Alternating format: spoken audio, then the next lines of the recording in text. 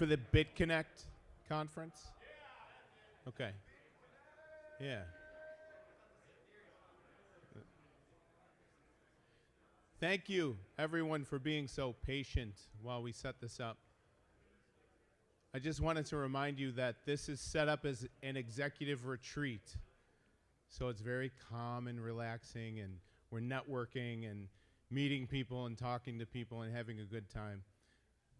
Obviously, more importantly, making deals after this, right? But I just wanted to introduce John Sostak. He's going to come up here and say 5 words, and then we're going to kick this off. So, John, there he is. Price is right.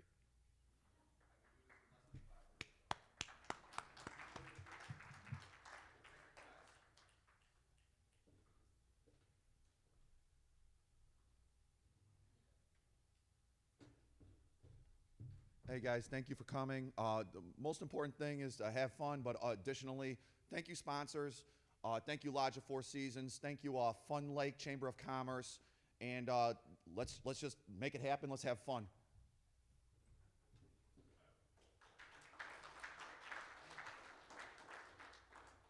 One last thing before we start the video here.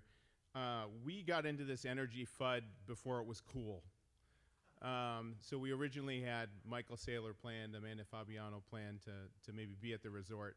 Then we had them plan to do a live stream. That didn't work out just because it's so crazy right now, as you guys know. But we do have an exclusive feed. This was recorded last night. So this is the latest information.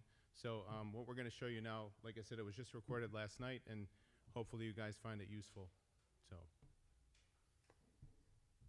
Hi, everyone. Thank you so much for having us. My name is Amanda Fabiano. I'm head of mining at Galaxy Digital. Here with me is Michael Saylor. Michael, do you want to introduce yourself? I'm the chairman and CEO of MicroStrategy. That is very good. So I'm very excited to be here with you. In addition to being the CEO and chairman of MicroStrategy, you're also the Giga Chat of Bitcoin. So this weekend, I saw a tweet that said about 6 different people had said that they had orange-pilled Michael Saylor. How did you actually learn about Bitcoin? Okay, for the record, by the way, when someone called me a Chad on Twitter, I actually had to go on Google and I had to Google Chad to figure out what it was. And then when they called me the Giga Chad, I couldn't find a Giga Chad Google, but then I studied up on all my Bitcoin mining terminology and energy terminology, and all started to make sense a bit. With regard to Bitcoin's an interesting thing because when you first hear about it, if it's not a problem that you've got, if you don't have an urgent need to understand it, you're not very open-minded.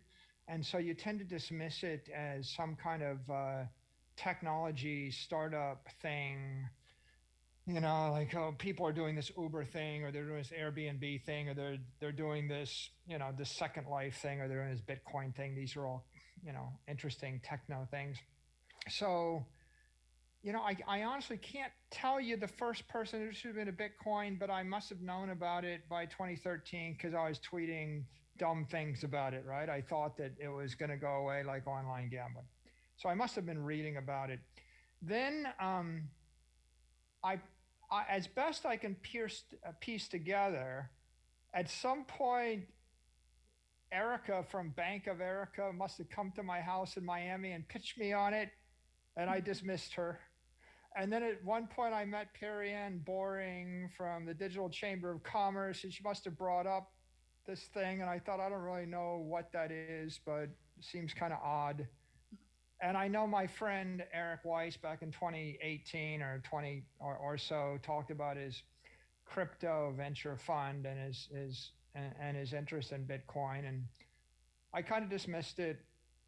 So at least those 3, I have this vague appearance. But let me tell you, if you'd asked me in 2020, I would have just remembered Eric.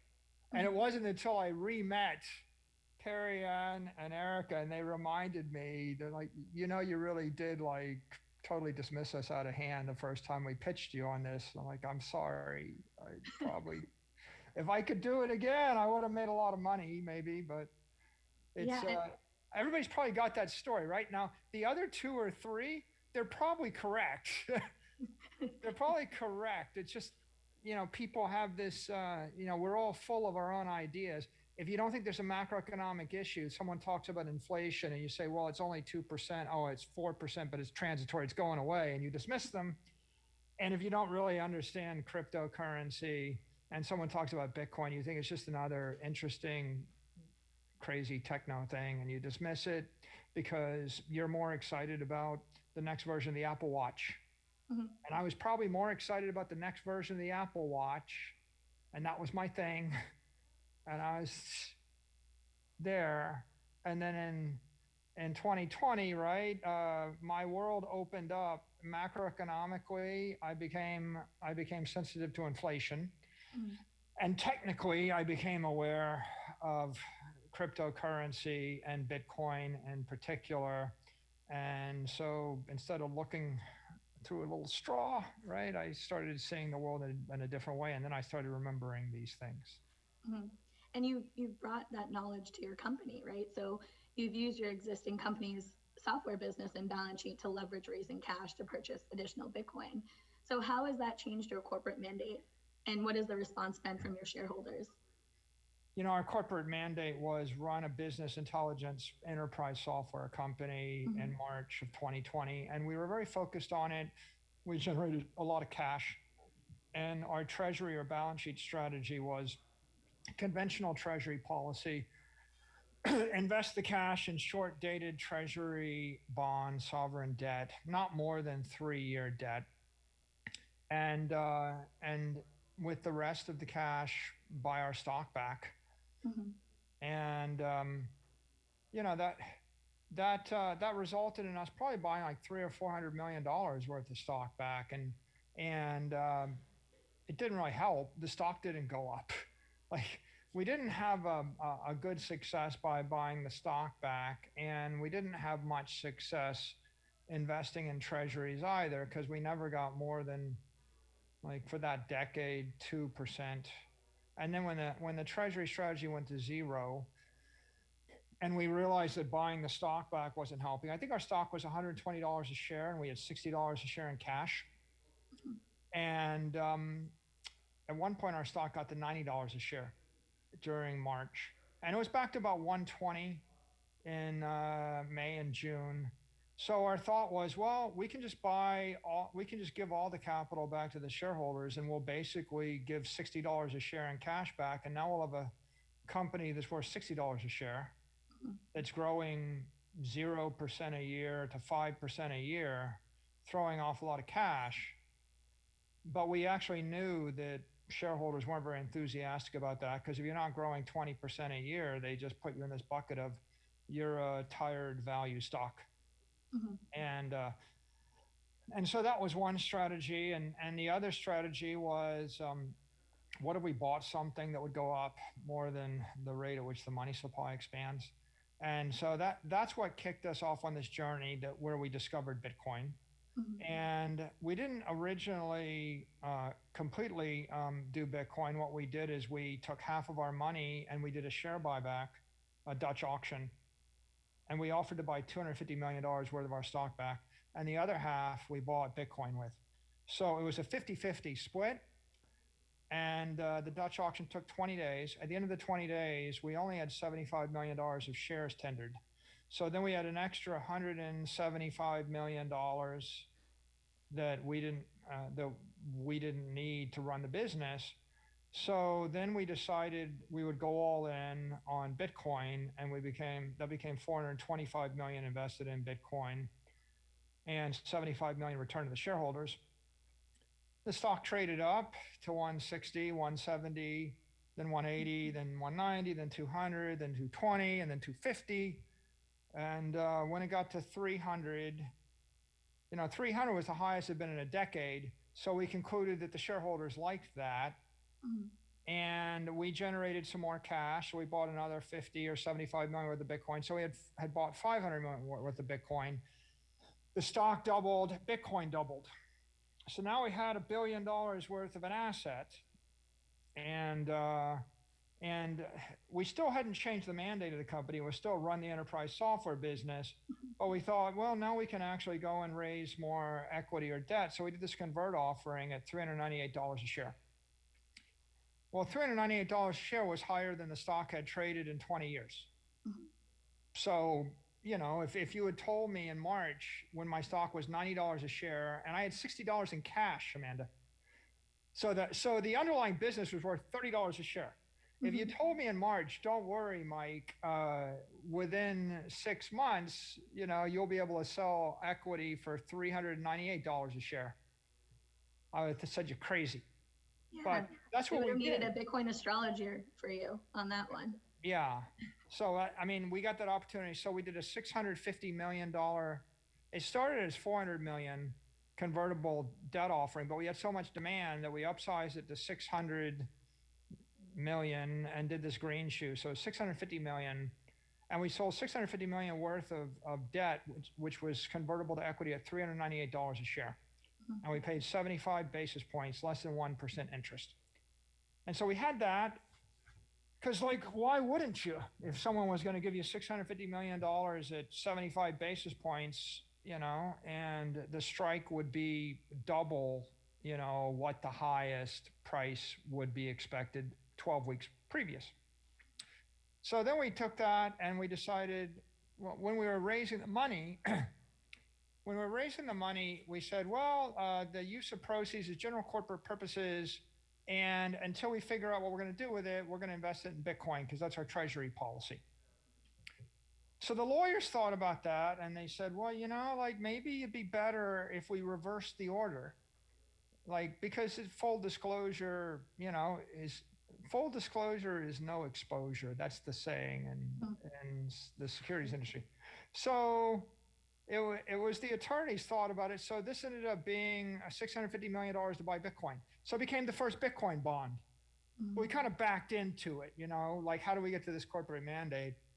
So we raised 650 million, then we bought the Bitcoin, and Bitcoin was like around 20,000 at that time. So we doubled our original investment, but then it went up from there. So pretty soon we had billions and billions of dollars of Bitcoin, and we looked at that and we thought, you know, this is no longer just a treasury reserve strategy. We're now sweeping all of our excess cash flows into Bitcoin, and we just raised debt to buy Bitcoin. So we went back and we changed the 10K and we said, look, our company has two strategies. One strategy is we run our enterprise software business and we sell business intelligence software. And the other strategy is we acquire and we hold Bitcoin. So you think of like, you know, I say Howard Hughes goes to Vegas and he believes that Vegas is going to be a big thing. So what do? You buy up all the land in Vegas. You know, and you take all your cash and you buy all the land in Vegas. And then someone comes to you and says, you know, you can buy the other side of the strip, but you don't have any cash. So you go to the bank and the bank agrees to give you a loan to buy the other side of Vegas. And then someone else comes and says, you know, you could probably build a bunch of buildings on that land. So you get another loan for that, right? And so at some point, you're basically a real estate development company, and you're using a combination of equity and debt and cash flows to build your property. And Bitcoin is like, I'm not going to say Vegas in cyberspace. I think probably I like Manhattan in cyberspace better. It's, you know, it's property in cyberspace. And so we changed our 10K, and our 10K said we're going to acquire and hold Bitcoin. Very not complicated. People thought you're going to trade it, you're going to hedge it. Like, no, we're just going to own it. Other people will trade it. Other people will build applications on it. I mean, the more pure analogy would be like we decided to buy a bunch of land in Manhattan in cyberspace, and we expect that companies like Square and PayPal, they'll build applications on top of that land. And Binance and Coinbase. And the Bitcoin miners build their, you know, they do their thing, and then Fidelity and insurance companies, they will build their applications on that property in cyberspace. And we're just going to own the property, and we'll wait and see how it all turns out. So we changed our 10K. And I think when we changed our 10K, we announced that, then we became the first company in the world that had an explicit strategy to acquire and hold Bitcoin. And that kind of brings us to this this call. Like, why am I here talking to you? Because I feel this affiliation with Bitcoin miners. Yeah. Because Bitcoin miners are the companies that are most closely like MicroStrategy, because Bitcoin miners also are companies built to acquire Bitcoin. And lately, many more of them are holding Bitcoin. So not all of them, some of them just are built to acquire Bitcoin and sell it. But a lot of the Bitcoin miners are now companies that acquire Bitcoin and hold Bitcoin. We're like a synthetic Bitcoin miner in that regard, because I'm selling software and generating cash flow and converting, and so I'm mining business intelligence software, converting it to Bitcoin and keeping it. And then we can also issue equity or issue debt or converts in order to buy Bitcoin. And so in that way, we're kind of another type of Bitcoin miner. We're not ever going to we're not running the Bitcoin mining rig, but we do exist to acquire and to hold Bitcoin. Yeah, the mining treasury management strategy is interesting. It varies from company to companies, from what, the conversations I've had with miners. But mining is really the foundation of the Bitcoin network, right? There is no Bitcoin without Bitcoin miners. So I think that it's been the most fascinating portion of Bitcoin that I've learned about since I started, diving into the Bitcoin space. What attracted you to get involved in the mining community? I think that miners are the first line of defense for Bitcoin. Mm-hmm. Like it's pretty clear to me that if we want to create digital property in cyberspace that'll last 100 years, and I would like it to last 1,000 years. If you want something to last a long period of time, then it needs to be built on a very firm foundation. And I believe that Bitcoin mining is fascinating business, because Bitcoin miners are in essence laying the secure foundation for the entire network because of the proof of work protocol, and then the way that the physics and the economics and the politics all interact. I look at Bitcoin miners and I think, well, a miner goes to Iceland, they need the political support of the Icelandic government. So, and a miner goes to Texas, they need the support of the governor. And the miner goes to China and they need the support of the politicians in China. Wherever Bitcoin mining goes, it garners political support. And if it loses that political support, it leaves, right? So miners are accumulating political capital. I feel like they're staking political capital to the network. And they're also staking financial capital in the network. They have to raise millions or tens or hundreds of millions of dollars. And that money is used to buy the mining rigs and also to engineer the mining centers and to operate them and to buy the energy. So I go to Wall Street and I get financial capital. And then I go to Main Street. I have to go get engineering companies and hire employees, and I have to build business. And I go to the State House and I get the political capital. And then I have to go to technology companies and I have to buy the mining rigs, which are, SHA 256 ASICs. So that's technical capital. And I end up, engineering this special mining center. And so, and it's going to take me 4 years, 5 years, 10 years to break even. So if I set up a business in a political locale where I borrow or raise a bunch of capital and bring together a bunch of people in order to do mining with the long-term objective of making money, I'm anchoring the network in time and in space. I've got a 10-year time horizon. No one ever sets up a miner to run it for 10 months and wind it down. I've got a 10-year time horizon, and I put down roots.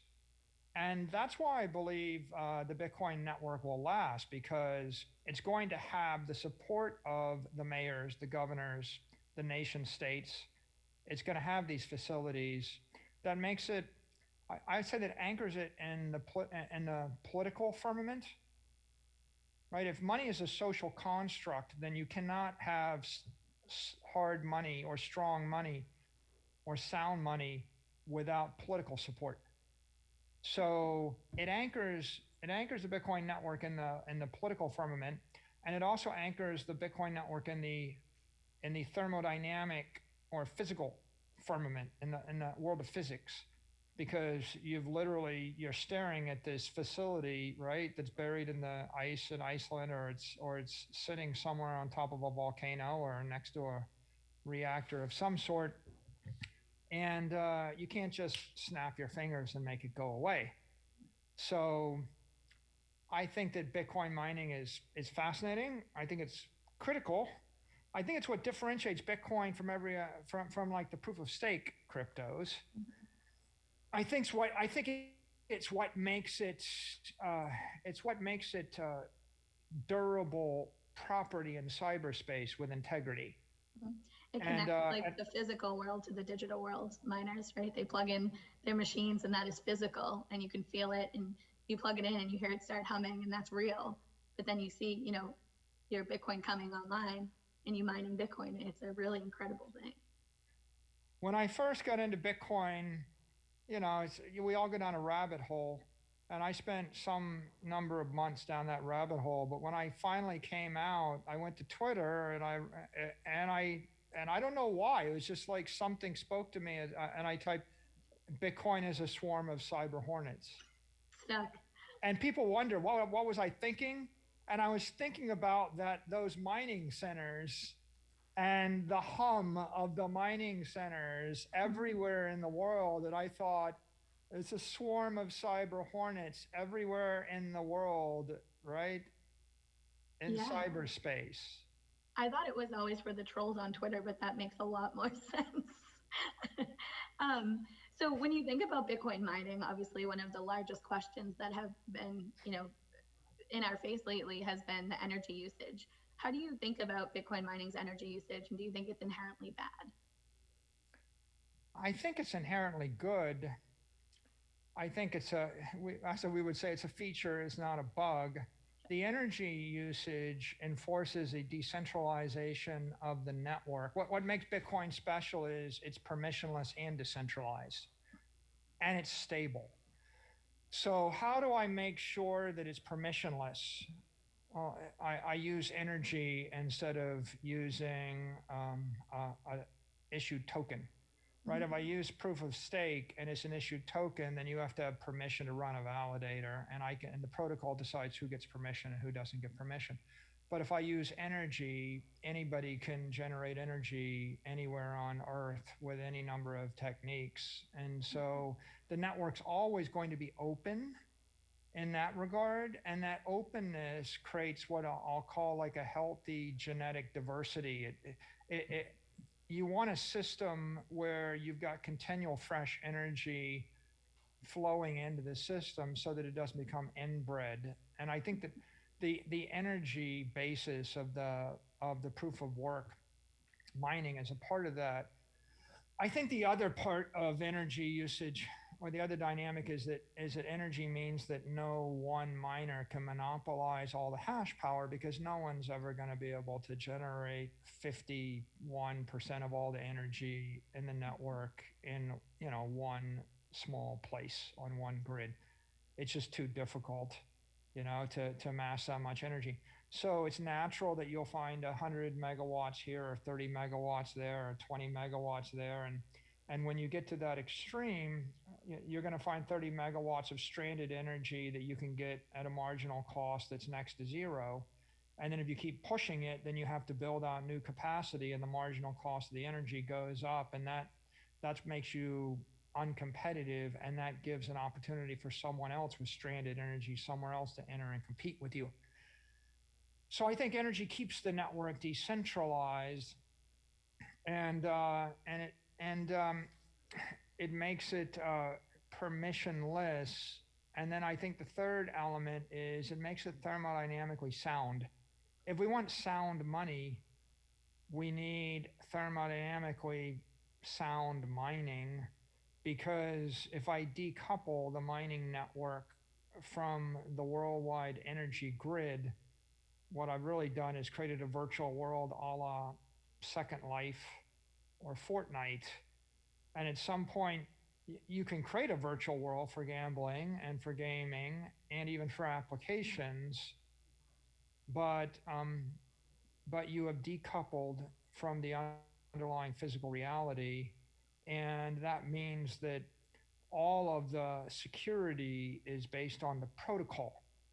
So, for example, in a world that's energy based, it might take me 4 years to engineer a mining center and to bring in the rigs and to acquire the energy. And I have to get political support, financial support, and I have to get energy capital. That's very, very challenging. And that means that political reality, thermodynamic reality, engineering reality, financial reality, all of these things impinge upon my behavior. And they generally force a degree of virtue amongst the Bitcoin miner. No one's going to do business with an untrustworthy, miner living in their parents' basement that cackles, all the time. So you've got that dynamic, and then the other dynamic would be, what if I just obliterate all that and I created a complete protocol in cyberspace that attempted to emulate that? I could literally sit on my computer and then I could try to hack the protocol. Maybe I might try to hack the protocol 100 times a minute. What if I come up with a way to borrow money?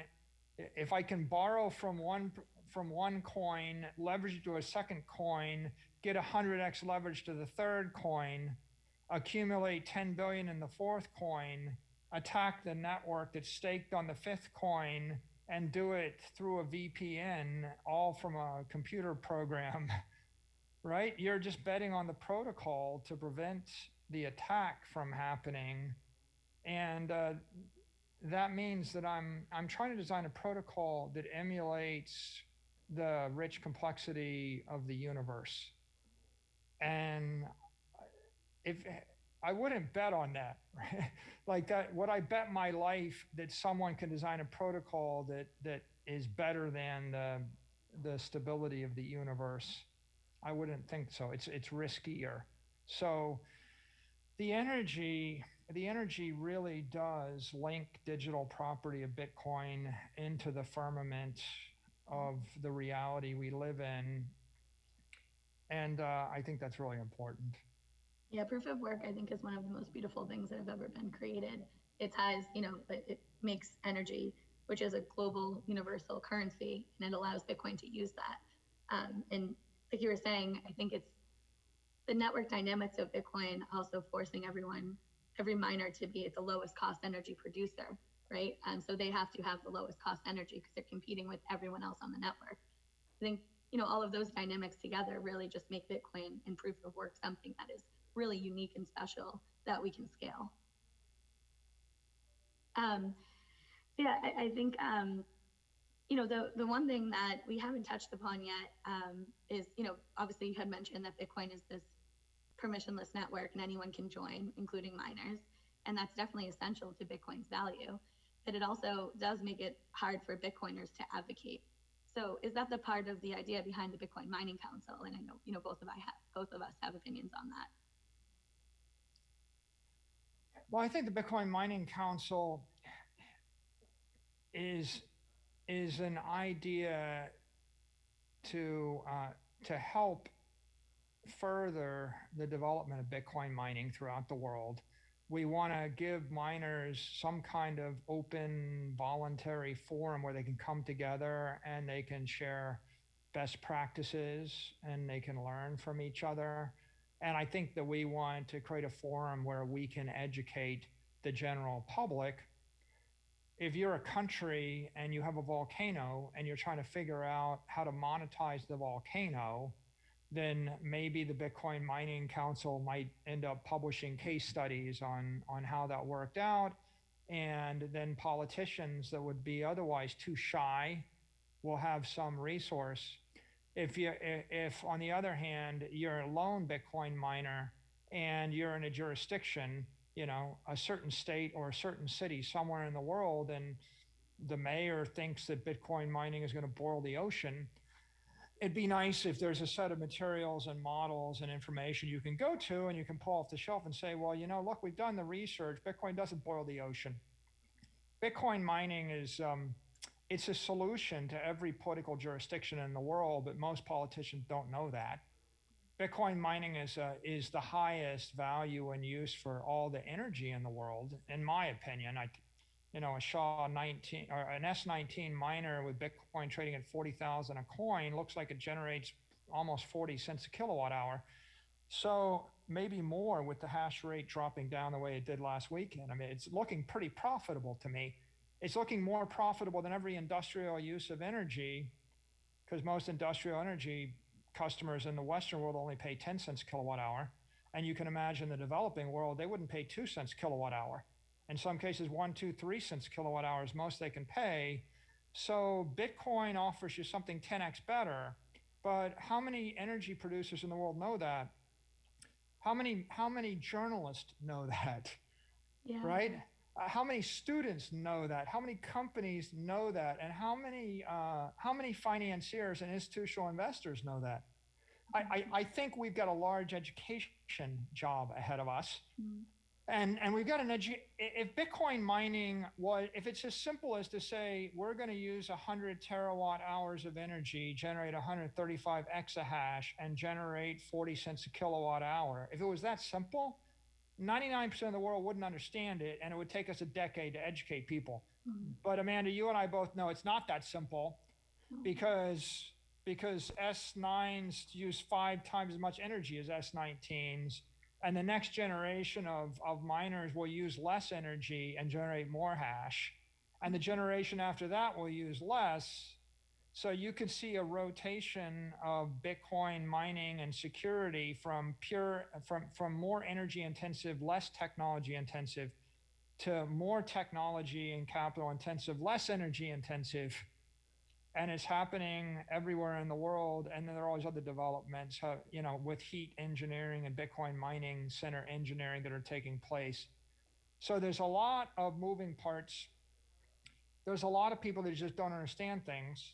Mm-hmm. People that don't understand things fear what they don't understand. And so hence a famous politician is thinking, well, that Bitcoin is bad for the environment. Well, I think we can say, well, they're absolutely wrong, and we can bark, have fun staying poor, but that's not constructive. If that politician runs the country, then barking at them and saying, we're just not going to mine in your country, well, that's not the most constructive answer. The most constructive answer is educate them on why it's good for their country and it doesn't boil the ocean, and why it's actually the most clean energy they can embrace. I got to imagine when people first invented electricity, there are a lot of politicians that thought, if you wire my town for electricity, you're going to burn the town down. Mm-hmm. It's like there was a struggle. Should the railroad come? Should the electricity come? Should we bring power lines and phones? And that took a decade, 2 decades. And so I think we've got a very evangelical educational task ahead of us. And if anything, the Bitcoin Mining Council is just an opportunity to raise awareness, educate, and get enough credibility that the mainstream media and mainstream politicians will be interested. Like if there's 400 different Bitcoin miners, everybody's working really hard, but they're all reinventing the wheel. And if one day some politician says, I want to call you before Congress or Senate and tell us why Bitcoin mining is good, which of the 400 Bitcoin miners should carry that burden, right? And if they're showing a presentation, if the presentation had 337 different brands on it, you would end up spending all your time trying to look at the different versions. Whereas if the Bitcoin Mining Council brings together some Bitcoin miners and does some work and builds, some kind of consensus that this is a good way to explain what Bitcoin mining does, we'll open source that in the public domain. It'll be free to everybody in the world. And maybe a Bitcoin miner in Korea or Vietnam will translate it to Vietnamese and Korean, and they'll take it to see their mayor or their governor, or it'll make it to China, or it'll make it to fill in the blank, Nigeria. And someone in the middle of Africa says, I think we should convert our waterfall into a Bitcoin mine. And the politician says, what do you know? And they're like, well, I'm just someone with a dream. But if they take Bitcoin Mining Council and they say, look, the Bitcoin Mining Council created this, and we can bring this, to our country in Africa, then it has credibility, and then we spread the word, and we do it in a constructive way that's cheerful and eloquent, and we'll do some good. So I think we get a chance to do some good for the world here. I think for me, the Bitcoin Mining Council will help foster transparency in Bitcoin mining energy, the debate around that. And another thing that I think about, and I think it's in line, similar to how you're thinking, if Bitcoin mining becomes something that gets clamped down on, a lot of the larger miners can do things like, have open source legal documents that smaller miners don't have. So if we were able to provide that and give people help, why wouldn't we try to do that as a community? The last thing that I always think about when we get pushback on it is, yes, we are all in this together, but we're all competitors, right? So every Bitcoin miner in the Mining Council is, a business on its own. They don't represent anything more than, their business and just trying to do what's best for Bitcoin and Bitcoin mining in general and its growth. So that's what excites me about, the work that we've been doing for the Bitcoin Mining Council. I think one of the great things about the Bitcoin community is this credo of open source. And there's a little bit of a dialectic here, because on one hand, you're giving things away to the world freely. On the other hand, we all do have to compete. But I don't think that they can't both coexist. I think the strength of Bitcoin as an open monetary network is what allows us to expect it to last for hundreds of years. And I think that if I'm going to build on property in cyberspace, I want to know it'll be here 100 years from now. And if I know that the Bitcoin mining network will be healthy all around the world, and if I know it's open, and if I know Bitcoin, the monetary protocol, will be healthy and it's open, then that gives me confidence to make the investment in Bitcoin the asset, or it gives me confidence to build the next generation Bitcoin Lightning wallet, or it gives me confidence to build the next generation of life insurance based on Bitcoin. And that's, I think, where you get, by the way, or it gives me confidence to create the next generation SHA-256 miner, or the next generation Bitcoin mining engineering facility, right? Or a portable engineered facility. There's a lot of ways to compete and get a proprietary edge that all benefit. Shared, right? Like that can be your own company prerogative. But yeah, I think there's, a bigger battle that Bitcoin as a whole is facing against this energy debate that requires some strength in coming together. But, I think that we've both grappled with this over the past couple of weeks is, in 2017, obviously we saw a lot of exchanges try to come together and change the themes about Bitcoin. And so I think, what lessons are we learning from the Mining Council and how to make sure that we're not turning it into a ruling body? Yeah, I think don't change the underlying network. When I look at Bitcoin mining, I think we want to have an open, permissionless ecosystem of Bitcoin miners that compete with each other everywhere in the world. And we want people to do things in the Bitcoin mining world that we don't know about. And we want there to be dynamic Darwinian competition and mutation, because that's what keeps the network healthy and vital. I think the same thing, by the way, about Bitcoin core development and the Bitcoin software, which is I'm not really a big fan of changing the underlying architecture. I'm a big fan of investing in the security and testing it and making it safe. And then I think you got to move forward with consensus very carefully. So I'm supportive of moving forward carefully to make it better. But I really am very enthusiastic about protecting it, and protecting it either in cyberspace technically, or protecting it politically, or protecting it in the marketplace of public opinion. I think it's very important that we protect it, and then we don't meddle with it.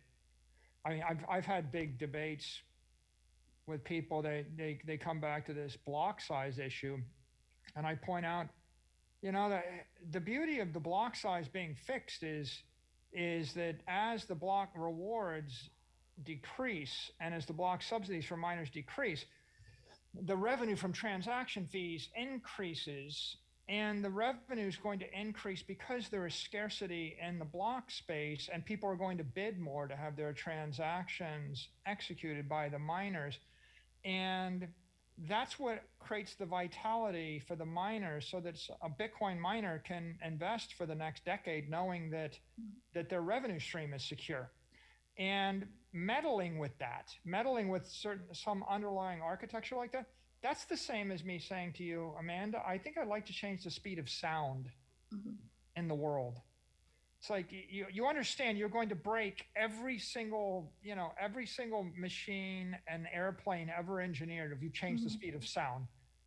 All airports, all airplanes. If you change the Reynolds number, if you change the speed of light, you're going to break the universe. If you change the gravitational constant on the Earth, if you change it, all of our buildings break. And so these are fundamental things. 21 million, the size of the block, the architecture, they're fundamental constants. And, you know, if you want to play God and go back 8 billion years and you want to change from 9.8 meters per second to 7.8 or whatever, yeah, you could do it if you restart the universe again, but don't change it in midstream, right? Because it's well enough settled right now. And that's what I think about when I think about Bitcoin. It's a stable architecture for the next 1,000 years. And the way it's architected is such that all the innovation and risk will take place on the layer 2s. It'll take place on Lightning apps, it'll take place in Square, it'll take place at Fidelity, it'll take place at Binance and Coinbase and Strike and Moon Wallet and Square Cash App. And it's an opportunity for Apple or Google or anybody else to plug that hole.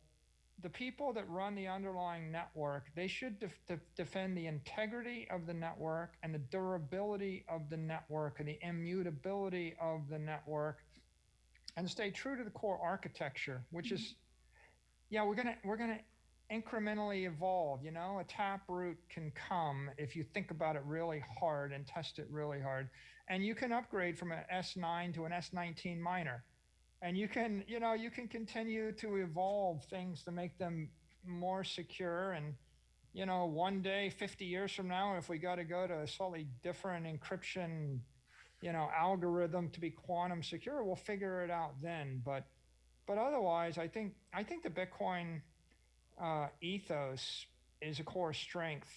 And I think that the judgment of the Bitcoin OGs and the community that lived through the fork wars and they lived through all of the stress and the trauma, I think it made them better, and it cemented in everybody the integrity and the wisdom necessary to shepherd this thing for the next 100 years. And that's one of the reasons that I'm such a big believer in it. Yeah, I don't think Bitcoin needs fixing, right? We just need some transparency around energy usage. I think that will help. The Bitcoin mining Council, its agenda is simply to educate and communicate.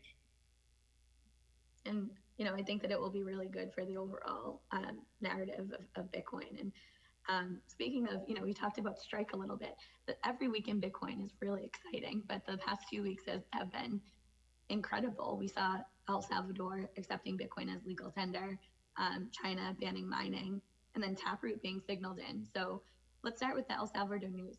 They made their big announcement. What do you think this means for the people of El Salvador and for Bitcoin and just generally for the world? El Salvador was running on US dollars because they lost their currency after the Civil War, but they were running on US dollars with a conventional banking system with very weak connections to US banks. So 70% of the country is unbanked. So there's no connection between all the people in America and El Salvadorans in America that wanted to send money back to their relatives in El Salvador, because they have to go through conventional rails. if we study the conventional Western payment system, Visa and MasterCard are taking 2.5%. And they're taking 250 basis points, and that's the best case you ever get. But of course, the Western unions and the other money changers, they double it and they double it again sometimes. So you're talking about 3, 4, 5, 6, even 10%. And by the time you tack on the cost of getting to a money changing center and getting back and converting into physical currency, you've added another effective 3, 5, 10% surcharge plus risk. So they were running on a 20th century model. And the 21st century model, it's kind of obvious, which is give everybody a $50 Android phone and give them a digital wallet. And in that wallet, give them a digital currency like a stable coin, Tether, or the US dollar running as a digital currency. And then give them an asset like Bitcoin. And if I have, what are we saying? What we're saying is give everybody a $50 mobile device and a savings account and a checking account. And in the checking account, put the currency that's the medium of exchange in the country they're in, which is the dollar. And in the savings account, put the appreciating asset, which will go up faster than the currency collapses in value, and that's the Bitcoin. So I think the excitement in El Salvador is they're the model for the future. I think that it's inevitable. There are like 5 billion people with Android phones right now. There's another billion with iPhones or something like that. So we're 6 billion. There's 8 billion people on the planet, but call the other 2 billion kids. I don't know. There's no reason why everybody over the age of 3 to the age of forever ends up with a mobile Android or iOS device. And we know that 1.7 billion people are unbanked. But in the Western world, whenever we use that phrase, it's used in this antiseptic way. There's no, when mainstream media uses it, or rich or entitled Americans or Western Europeans use it, they use it in this casual manner, like, and of course, some people in the rest of the world struggle with certain conditions. Like they say it like, oh yeah, it's an unfortunate statistic. But if you said it differently, if you said 1.7 billion people can't store economic energy for more than a week at a time, said 1.7 billion are type 1 diabetics, or 1.7 billion people are within 2 weeks of starving to death. If you said it like that, then you would think, oh, this is a real tragedy. This is a real horrific problem. And then what follows next is that inevitable? And it's, I know, I was not really aware of this issue for a decade. Like I knew that I wrote the book, The Mobile Wave, and in The Mobile Wave, I wrote about mobile money, and we talked about using mobile phones to bank the unbanked, but I didn't understand it viscerally. I didn't understand it like, oh, there's 1.7 billion people a week from like destitution. I understood it like, oh, there's 1.7 billion people and they can't trade stocks on Robinhood, right? And when you really understand it deeply, you realize, well, so $50 solves the problem. All we need is a mobile application that supports a Lightning wallet. And then ultimately, you're going to either trade the US dollar or the euro or the yen or the renminbi, right? Whatever is the local currency that's legal. And that's probably 20 countries. 30, 40 countries, there's 100 countries where the currencies are collapsing, where they're just not credible, right? Like Zimbabwe or Lebanon, or El Salvador, that already collapsed. Plenty of countries it's collapsed. A lot of countries, by the way, they actually peg their currency to the dollar. So they don't say it's collapsed, but if the DRAM is pegged to the dollar, right? If the Chinese have pegged their currency to the dollar by official exchange rates for the past decade. So if the country's pegged to the dollar or it's using the dollar, it's adopted the dollar as the medium of exchange. And if they haven't, they've got a collapsing currency like the Lebanese currency that lost 90% of its value over the past 18 months. And what does that mean? I mean, I don't know if you saw the story this weekend. It was horrific. In Lebanon, they've lost 90% of their value in the local currency in the bank, and the government froze all of the dollar balances of every citizen. They use the word froze, but froze means seize because they're never getting it back. And right now, they're debating with the IMF as to whether or not they will allow people to get back up to $400 worth of their US dollars or not. And they're not sure, but they've lost the rest. So what's El Salvador mean? Well, I mean, El Salvador is significant because El Salvador is the first country that said, yeah, we're just going to use a mobile app that's got Bitcoin and dollars on it, and we're going to give people, economic sovereignty on 21st century Bitcoin rails. And it's significant because what you saw was all these other countries and all these other politicians in Africa and South America light up with laser eyes and suggest maybe this is not a bad idea.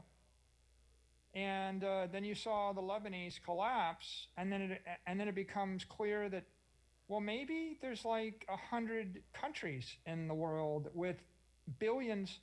I said 1.7 billion people unbanked. That's the best case. I mean, I think there's probably 4 billion people or more that they're either unbanked or they have collapsing currencies. And so the solution would be for them, download a mobile app and then flip their collapsing currency to Bitcoin and then flip their prices to the dollars. Like, people, certain people are shocked. They're like, well, why are you thinking this is good for the dollar? I'm like, well, because if you don't price in sats immediately, you'll price in dollars, but nobody wants to price in Zimbabwe dollars, and nobody wants to price in bolivars, or any other currency that's collapsing at 80% or 70 or 60% a year. They'd rather flip to the dollar.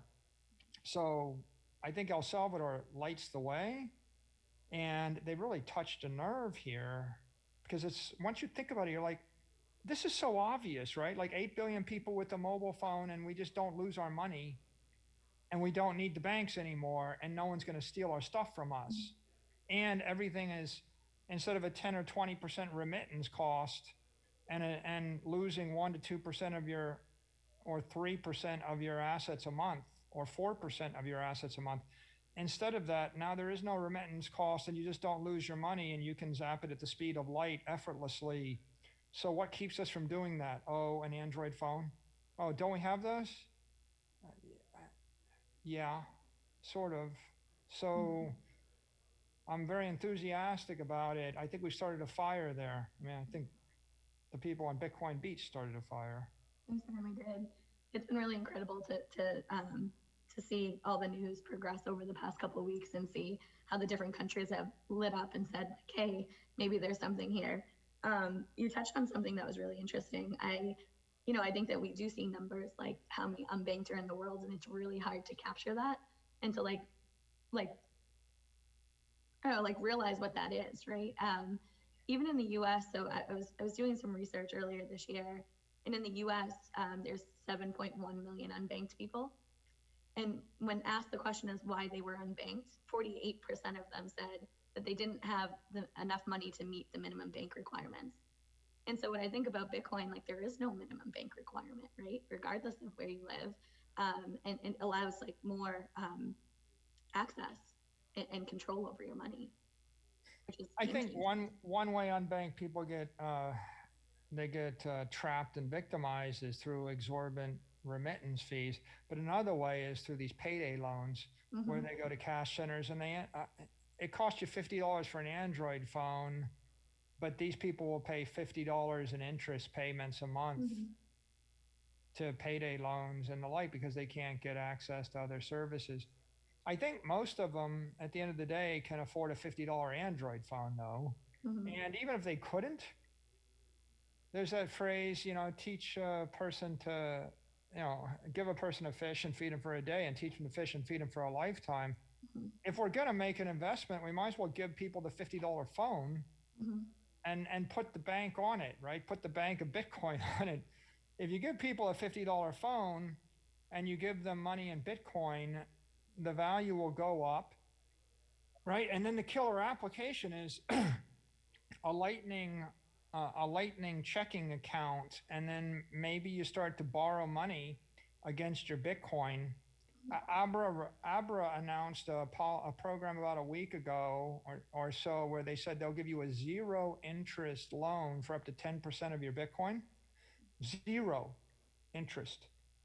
So, I tell people all the time, don't spend your Bitcoin, right? If a Bitcoin is a trust fund. So if I put Bitcoin on a mobile phone, then it becomes a trust fund. And if you can plug into a Bitcoin banker, like an Abra or BlockFi or whatever, then you can actually borrow against the Bitcoin, which is going up. And you would be getting that at much better rates than the payday loans. And you can remit money, and you could do that at much lower rates than remittances. I think at some point there might be a bit of revolt against even the MasterCard and Visa, because they're hitting you with this 2.5% fee. And then it's so exorbitant that you've got these credit card companies offering you 1% cash back or 1.5% cash back. And it's like, okay, well, that's great. Thank you for the 1.5% cash back. But if you didn't charge the 2.5% fee, you wouldn't. Give me 1% back. I did a calculation on the Bitcoin network, and I calculated at some point, I think that transaction fees were running about 20 basis points of the network right now, but they would tail down. And so when the block rewards end, the transaction fees will be 5 basis points of the network. I think we'll get to a point where there's like 100 trillion on the network, a $50 billion Bitcoin mining revenue base, and it's 5 basis points. So imagine a world where you pay 5 to 10 basis points, and that's the expensive network, right? The Lightning network is less expensive. In a truly competitive monetary system, you would be paying 5, 10, 15 basis points to move your money around. You wouldn't be paying 250 or 400 or 500, and you certainly wouldn't pay 15% interest rates. The reason that you have that is because it's not competitive. And the reason it's not competitive is all of the regulation, which entrenches quasi oligopolies, right, in the traditional finance sector. And Bitcoin and Lightning is breaking those oligopolies down. You see it everywhere. You see it on Binance when you see the basis trade is like 35%. You can short the future and go long the spot and get a 35% overnight interest rate. But you can only do that in Singapore if you're offshore money, and you can't do that in the US. In the US, the basis trade is 17 points, half as much on the CME, because the CME is not the NASDAQ, and it's illegal for the NASDAQ and the CME to both offer each other services. So, your conclusion is, well, nothing's changed, in the stock exchange in the US for 35 or 40 years. Nothing's changed. And the exchange Binance didn't exist 3 years ago or 4 years ago. Everything's changing. And the beauty of Bitcoin, I say it, everybody, is you could be a hodler in Alabama and you could just bury your Bitcoin on a hardware wallet in your backyard, and you could hibernate for 25 years. And then some pool of capital in Siberia will loop their way through Malta, will find an exchange in Singapore, will do some risky trade with Hong Kong, and they will lock up all the Bitcoin and drive up the price by a factor of 100. And when you wake up from your long slumber, you will be the beneficiary, because you have people somewhere else on the network taking risk, using ingenuity, building technology to benefit you. And that's the benefit of an open monetary network. If you buy a bunch of land in Colorado, there's no chance that someone in Siberia is making a trade in Hong Kong to drive up the price of your land in Colorado. That is one of the problems of not being on the open cyberspace network. So this dynamic is going on with miners too, Amanda, which I don't want to leave them out. I think one of the most fascinating thing about Bitcoin mining is if you have $1 billion in New York City and you invest it in gold and you put it in a vault at JP Morgan, then you're counting upon JP Morgan, their security, the mayor of New York, the governor of New York, and the FBI and the United States government and their military to defend your gold. Mm-hmm. But Imagine if you take how much energy that takes. a lot, and if any one of them turn on you, they can seize your gold, tax your gold, or regulate your gold, or lose your gold. Mm-hmm. On the other hand, if you had that $1 billion in New York and you put it in Bitcoin, your $1 billion of Bitcoin is being secured by a mining facility running above a volcano in Iceland, and another one running off a hydropower dam in China, and a third one running in Argentina, and a fourth one might be running off a volcano in El Salvador. And your money might be secured by the enemy of your friend. And if the mayor of New York and the governor and the federal government all want to take your money, they have to go and ask the Russians or the Chinese, which they can't even find them, right? There's someone in cyberspace coming through a VPN that you can't identify that's providing the security on your asset, no matter where you are. And so the idea that security is not co-located with the asset is a brilliant idea. And the idea that the $1 billion of gold in New York gets more security than the $10 of gold in Alabama on the gold network. But on the Bitcoin network, the $10 of Bitcoin in Alabama is just as secure as the $1 billion of Bitcoin in New York City. And so it's such an egalitarian, beautiful, powerful network that when you think people, you've got one group of people trying to drive up the value of your asset everywhere in the world all the time while you're sleeping, and you've got another group of people securing your asset everywhere in the world all the time while you're sleeping. You may never identify either of them, but they're both doing good for humanity, and they're both doing good for the Bitcoin network. And there's nothing else like that. I've never seen it. No, it's amazing. I guess I'll end with one final question for you. So what external threats do you think Bitcoin might face? Like, obviously we see like the beauty of the robust network, the security, right, of miners being located all over the place. But what do you think could be something that would be a threat for Bitcoin? I think that Bitcoin's going to be beset by just continual, what would it be? Volatility, FUD.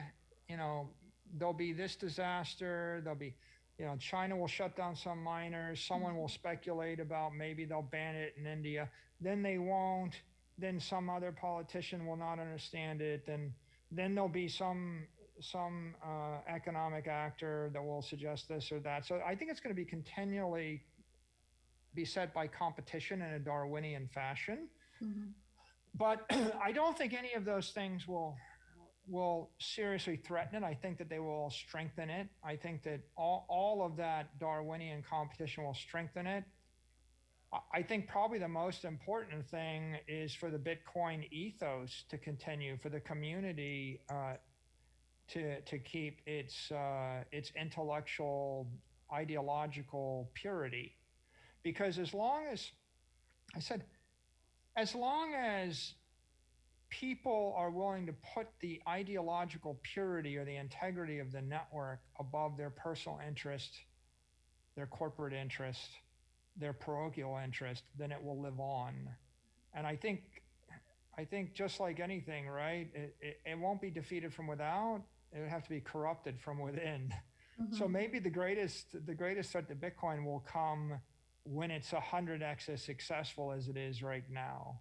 Mm-hmm. And it'll be an ideological internal threat that will come from the internal. It's definitely passed those before, right? Like we saw in 2017, et cetera. So you're right. I think the community and having like the core Bitcoin ethos and staying true to that is what will really keep Bitcoin the way that we see it going. And there may be like pockets of influence in different locations, like we see with China mining happening, right? But it doesn't affect the overall network because it is this decentralized, permissionless network that anyone can join. So it is a whole new system that I think brings a lot of new questions to like the people that are usually in order. Yeah, it's like nothing we've ever created before.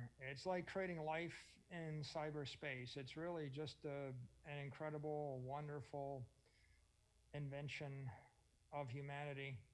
I mean, I think of it as it's the first successful exercise in monetary engineering. You know, and I think, you know, in biology and people are bioengineering. There's always this fantasy of, can I create life? You know, can we create a new life form? And no one's created a new life form, but they're, you know, they're experimenting with it, this and that. I think that Bitcoin is that first monetary life form that we created, that we released in cyberspace, and it lived. Yeah. Well, that is a great way to end. Miner Summit, thank you so much for having us. We hope that you enjoy the rest of your time there. Any final words, Michael? Yeah, all the best to everybody. I know that Bitcoin mining is a challenging business, but it's a critical business, and we're all grateful for all your contributions to the network. So keep up the good work. Awesome. Thank you, Michael. All right. Thank you, Michael and Amanda. I was hoping they would bust through the thing. Anyway, there's a lot of information there, and this is not distributed yet, so feel free to do that yourselves if you want. You could claim to it exclusive feed for Miner Summit. We're going to post that on our, right now it's on our Alpha Vertical YouTube channel.